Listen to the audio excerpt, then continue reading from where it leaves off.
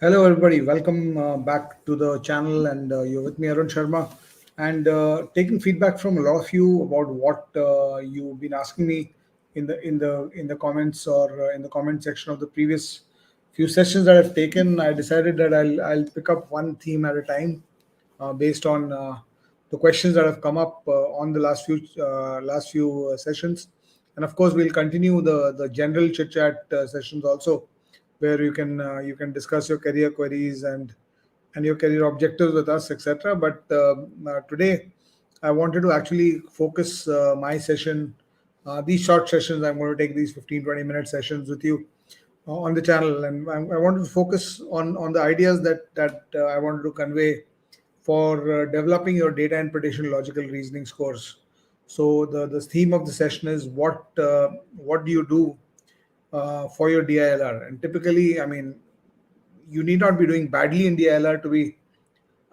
Yeah, it's my pleasure, Jigar and Rivan, and welcome everybody to the session. So it might not be that you're doing badly in DILR, but data interpretation logical reasoning में किसी भी point पे अगर तुम एक set add कर सकते हो, you can add one set to what you're doing, currently doing in your mock tests. So automatically, what happens is your scale or your score suddenly jumps by 10, 15 marks, 10, 12 marks. So the basic challenge, and I'm a teacher, so I love going back to the blackboard. So let me or rather the whiteboard now. So let me uh, get back to a window here, and let's use a free form tool to write stuff here that will that will help me communicate with you what I want to communicate with you. And the key questions, I mean, that one comes to, I mean, as we said, as I was saying, you need not be a bad scorer in DLR. You might be solving three sets in DLR, in which case you're amongst the best people who are currently solving DLR. And but if you can get a fourth set, if you can do plus one extra set, because DLR में कुछ भी add होगा तो एक extra set add होगा. So if you can if you can go for a fourth set, an extra set, the and add one set to yourself, to where you are, you end up adding 12 marks. Nothing else gives you 12 marks at one go. And if it's a six question set, as they were in CAT 2018 2020, it adds 18 marks to your score at one shot. And nothing else, not many things, not many other things that we can think of will actually give you those 12 or 18 marks inside. So all those of you who are coming in, please remember this session is specifically for DLR. So I'm only taking DLR questions and DLR and your DLR strategy from this point. I'm just looking at that this thing. So it's a huge opportunity, because plus 18, if you're getting, let's say, 70 marks and you are heading to a 92 percentile, that was the 92 percentile level at in CAT in CAT 2020. So if you are at 70 marks, if you are at 92 percentile, you can add 18 marks to that, or even 12 marks to that. You hit the mid 80s, and if you hit the mid 80s, your percentile suddenly zooms to 95, 96, maybe even 97. So nothing else. Adding one question in quants, adding a couple of questions in verbal ability does not make this change happen. So hence, you whatever you are, you might be at this point solving zero to one sets set in the paper. Your target should be, so whatever your score is coming is with 0 to 1 set solved. Your target has to be to add one set to your solving experience.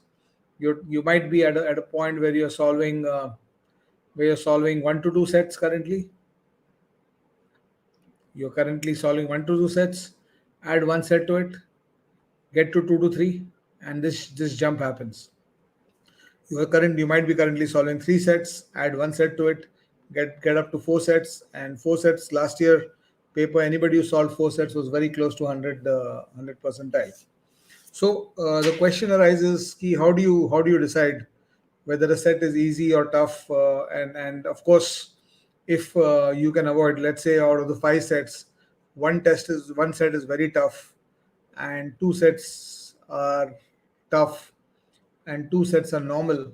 If this is the breakdown, like the cat 20 paper had, then being able to identify this and avoid this, and being able to do these will definitely add to your score, or maybe specifically being able to do this will definitely add to your score, specifically of in the 0 to 2 range, 0 to 2 set range. But at the same time, you really can't be too choosy. I mean, just through selection, you can get a score of 10, 15 that you're getting, net score of 10, 15 that you're getting. You can get that score to 20s or early 30s, but just through selection, it is not possible for you to get to 40s and 50s in DILR. And this is where the top guys are. 40s, 50s out of 72 marks is where the 100 percentile, 99 percentile live. So their scores are in this range. So while by selecting questions, better questions, and improving your selection, you can hit your mid 20s, or you can even hit your early 30s, but you will not be able to go all the way to 40s, 50s for with that. And somewhere, thank you so much, Ice Cold, for that appreciation. And somewhere along the line, somewhere down the line, you will have to somehow take a call of or take your preparation to that level, where no matter how many very tough sets there are, you're able to cross those sets. Now, how do we decide whether a set is? I mean, and I personally believe that even if you build this ability of deciding on whether a set is very tough or normal, the ability to decide this during a first reading. I mean, when you read a DI, when you go through a DILR set, when you go through a DILR set, when you go through a DILR set, the ability to read the set and decide during a first reading that whether it's a normal set, it's a tough set, or a very tough set. This uh, this decision is based on what? On what basis do you take that decision? So I have a way to look at it, and the way I look at it, and this is what I'll advise you to do, is to actually see. I mean, typically any DILR question of CAT will ask you maybe around 8 to 10 steps to do. DILR sets are between 8 to 10 to 12 steps long. They have this length of solution, and I have a very different way of deciding whether my set, if I'm solving for myself. Of course, जब मैं solve करता हूँ तो मेरे को तो I am not choosing, but still, whether I'm facing a tough set or a difficult or a very tough set or a normal set, I have to solve it because I am trying to solve everything. But one of the things that will definitely help me, even if my solving, even if I'm constrained to solve all the sets, is कि when I pick up these sets, I should know whether I'm dealing with a tough set or a very tough set or a normal set. ये मेरे को during my reading पता चलना चाहिए. और होता क्या है for most students, they go through a first reading of the set, and then they go through a second reading of the set, and then they go through maybe a third reading of the set, partial parts of the set. And during these readings, after 2 3 readings, they realize that whether the set belonged to the very tough category, the tough category, or the normal category. Now my contention is that the top guys are able to decide this on their first reading only. And one of the things, I don't know how you people decide whether it's tough or wrong. मतलब 8 minute बाद 10 minute बाद तो सबको पता चल ही जाता है कि टफ था कि वेरी टफ था. But one of the keys that you will need to develop if you want to get better at DI and your DILR scores will be to get the 3 minute warning sign, the 3 minute, 4 minute warning sign. So I don't want this to be a theoretical session. So I want to actually show you something in the context of this framework. And let me just stop my share and restart my share with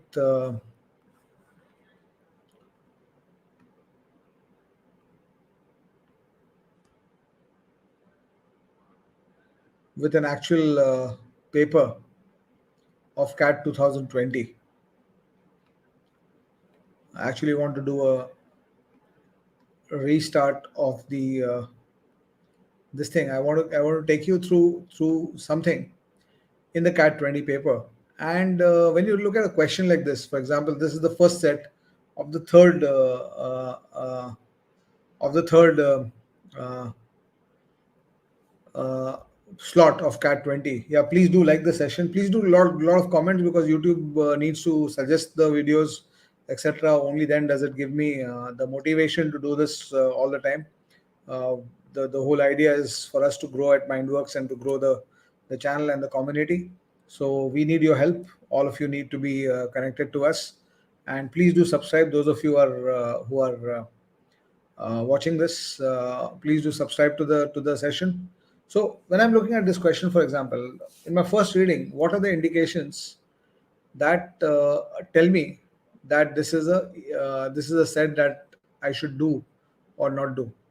So when I look at this, first of all, the first reading, mein, a survey of 600 schools was conducted to gather information about their online teaching processes. The following four facilities were studied: F1 own software, F2 trained teachers, F3 training materials, F4 all students having laptops. The following observations were summarized from the survey. Right now, when I start reading this point, अभी तक मेरे को Venn diagram नहीं दिखा है, but when I start reading this statement, I realize it's a four circle Venn diagram. And when I see it's a four circle Venn diagram, in a four circle Venn diagram, my mind should tell me that there are 16 areas in a four circle Venn diagram. And the difficulty level of set basically depends on how much work you have to do with these 9 clues. जैसे ये set है, इसमें भी 9 clues हैं, और अगर अगला set देखोगे यहाँ पे, इसमें भी 9 clues हैं, right? But if you check the reading of the first reading of the first set, पहला सेट का starting reading अगर करोगे तो you'll realize that the clues inside this set are much easier than the clues inside that. How do you decide that? How do you decide that? The decision is based on, I mean, when you get a clue, when you get a clue in a question, when you get a clue in a question, the decision about whether it's going to be an easy question or a tough question is basically decided on the proportion. I mean, see what happens when you are solving these DILR sets, which are based on reasoning. There'll be some clues which will give you handheld guidance. तुम्हारा हाथ पकड़ के guide करेंगे. There'll be some clues which will give you handheld guidance.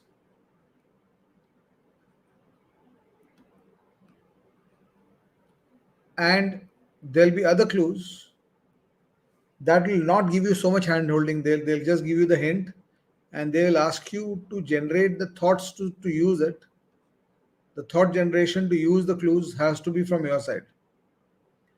यहाँ पे क्या करना है, हैंडल क्लूज में, हैंडल गाइडेंस वाले क्लूज में क्या करना है, you just have to obey what the clue is telling you and execute. Obey and execute.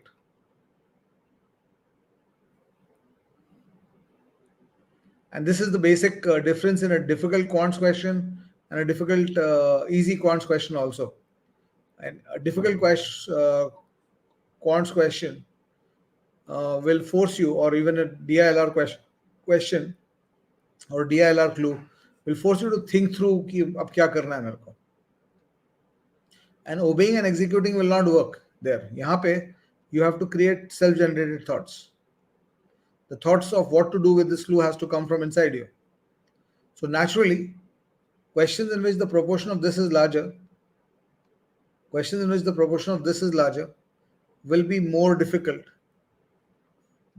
So if a question has less proportion of obey and execute clues and greater proportion of self-generated thoughts, that question will be more difficult than a question that has a greater proportion of obey and execute clues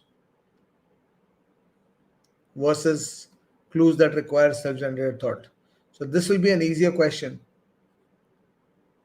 This will be an easier question, and this will be a tougher question in general. So if you have a question that has 10 steps, every DILR question तुम last 15-20 साल के paper को देख लो, जो भी difficult question है DILR में, वो 8 से 10 से 12 स्टेप के होते हैं. So if you come across a question which has 10 steps, and out of those 10 steps, 8 steps are directly obey and execute, and 2 steps are self-generated thoughts, this will be much easier than a question where 2 steps, 3 steps are obey and execute, and 7 steps are self-generated thoughts, where you have to generate the thinking from there inside, from your own side. So naturally, so this is one of the things, one of the aspects that you should be willing to look at. And that's what I said. On the surface, both these questions, let's get back to that cat paper that I have downloaded there for you guys. One of my students' ka paper hai wo. So in this question, if I look at each of these clues, look at the nature of the clues, and this you should be able to spot in the first reading. चौथे reading में तो सबको समझ में आ जाता है कि easy है. तीसरे रीडिंग, सेकंड रीडिंग में भी सबको समझ में आता है. Hindsight is a great teacher, as they say. But if you look at the nature of these clues, 1 to 9, 40 schools had all four. Now you have to obviously know the four circle Venn diagram, and you see when you read this clue 2, it's going directly and fitting into your picture of the Venn diagram. And likewise, the number of schools with only F1, only F2, you know the areas. When you build a picture, you know that these clue 3 is directly fitting into your this thing. It's just an obey and execute. Listen to what it is saying. You should know the figure. Just go and put it there. And if you keep doing that, if you look at clue 4, you look at clue 5, look at clue 6, they're all direct clues from the which are getting directly fitted in. And all you have to do is you have to obey the instructions and execute this. But if you look at the next one, if you see this, you see the first clue here. This is about number of trees, and each daughter has got certain number of plots, kind of story. And I've solved these two both. I think this question, of course, I've solved on the channel on a video also. Just go ahead and watch that. But Abha got 20 trees more than Chitra, but 6 less than Deepthi overall. This is an indirect clue. It's to be and the general thumb rule in every reasoning question or a reasoning based DI question is that unless you use all the clues, you're not going to get through. So during a first reading at the 3-minute point, if you have read the previous question and read the this thing, look at the second clue. It is not an obey and execute clue. You have to bring the problem to a point where this clue becomes usable. So it's an indirect clue. So you start looking at this, you realize that this is a more difficult question than the previous one. Right? So if you are choosing between these two, just on a cursory glance you can make out. नहीं तो क्या होता है कि लोगों को दिखता नहीं है कि people when they look at this, they are difficulty blind, so to say. They can't understand that this is a tougher question than that. जबकि ये 3 मिनट में दिख जाना चाहिए कि this is a tougher question than the previous one. So this is something. I mean, the 3-minute warning system is something you have to inbuilt into your solving. So that will improve your this thing. Of course, getting through one extra set means for some of you will. I mean, especially those of you who are only solving 1 or 2 sets in the paper, to get through one extra set, you just need to improve your choice. Yeah, you just have to improve your choice. But if you want to get from 3 sets to 4 sets, then you have to be able to say that, okay, no matter how difficult the question is, I'm going to be able to look at it, and if I'm looking at it 1-to-1, I'm always going to beat the question, right? So that confidence you'll have to build, and that's where the practice comes in. So the general chunking rule, अगर तुम्हारा देखो DI set solve नहीं हो रहा है, LR set solve नहीं हो रहा है, एक reason for your scores being low might be कि 5 सेट में से तुम्हारा 3 ही तुमको आता है, बाकी तो आते नहीं है. You don't have the capability to do those remaining 2. तो capability बढ़ाने के लिए the solution is basically that you pick up 50 sets in DI, 50 sets in LR. कभी भी चंकिंग करना चाहते हो, DI improve करना चाहते हो, 50 सेट उठा के सॉल्व कर जाओ. LR improve करना चाहते हो, 50 सेट उठा के सॉल्व कर जाओ. मेरे बुक से कर लो, मॉक टेस्ट से कर लो, प्रीवियस ईयर क्वेश्चन से कर लो. 50 set, 50 should be your target. 25 to 50. DI improve करना है, टेक अ चैलेंज 50 सेट्स करता हूँ, चलो नेक्स्ट 5 डेज में 50 सेट्स करता हूँ. LR improve करना है, next 5-7 days में 50 sets करता हूँ. Do those activities, and you will see that things will start improving for you. And the practice will have two elements. For those of you who only know 3 sets or 2 sets in the paper out of 5, तो तुमको तो your practice focus will be to make sure that you know more sets. That's one. But for those of you who are missing out on not solving that extra set, not because you don't know how to solve the sets, but because you're running out of time. So in that case, the 50 sets you pick up will have to be solved under time pressure and time constraints, right? So that's what you need to do, and these are some ideas that I wanted to share with you guys. I hope you enjoyed this. I'll be back with you tomorrow. Maybe I'll do a quant session tomorrow, since you guys are asking for quants. And I'll be traveling tomorrow, so I'll be doing it from a different place. But we will do this thing. Yeah, my DILR book and mocks are enough. Thank you, SG. Thank you so much for that. Chalo, I'll see you tomorrow. And please do like the channel.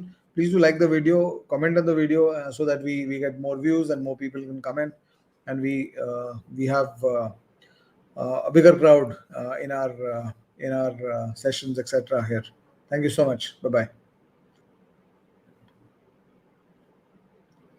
Yeah, booster series में लेके आ रहा हूँ. Yeah, that's good. You reminded me. I'm doing a 50 must know questions before CAT. So most probably I'll start that from next week. Yeah. So we're starting that content, and we'll also look at more content coming up. Thank you so much, Aditya. Thanks. Bye bye. तो ये 50 must know questions पे कर रहे हैं हम लोग, and 50 quants questions that you must know before you go for CAT. So we'll be looking at that. Chalo. Thank you so much. Bye bye. Yeah, the series will be on YouTube. That will be on YouTube.